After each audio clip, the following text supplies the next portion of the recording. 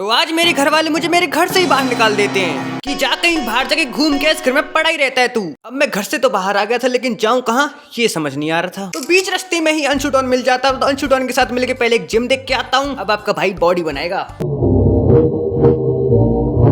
फिर उसके बाद अंशु डॉन मेरे को कहीं लेके जाता, लेकिन कहाँ पता नहीं। बोलता है भैया सरप्राइज दूंगा। मैंने चल ठीक है। फिर वहां जाके पता चलता है ये तो मुझे यमुना जी दिखाने लाया है।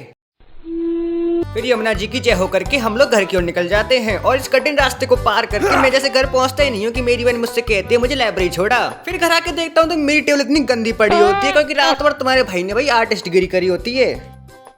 इसी बात पे सुबह सुबह इडली मिल जाती है और दोपहर को देखा तो भाई पूरा घर ही खाली हो जाता है। आज तो मौज आ गई, घर खाली हो गया वो, लेकिन हमारे कचरे वाले भाई साहब खाली नहीं बैठे। वो तो कह रहे हैं कचरा डाल के जाओ। तो मैं भाई साहब कचरा डालने चला जाता हूँ और कचरे वाले भाई साहब को भी पता चल जाता है कि भाई मैं वीडियो बना रहा हूँ।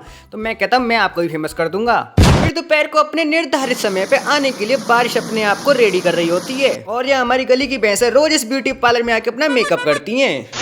और जैसे कि आजकल आपके भाई को आर्टिस्ट बनने का पूछ सवार हुआ पड़ा है, तो मैं शाम को एक और ड्राइंग बनाने लग जाता हूँ। इस बार सेलिब्रिटी बनाऊंगा, लेकिन ये चीज भाई मेरे घर वालों से देखी नहीं जाती बिल्कुल भी।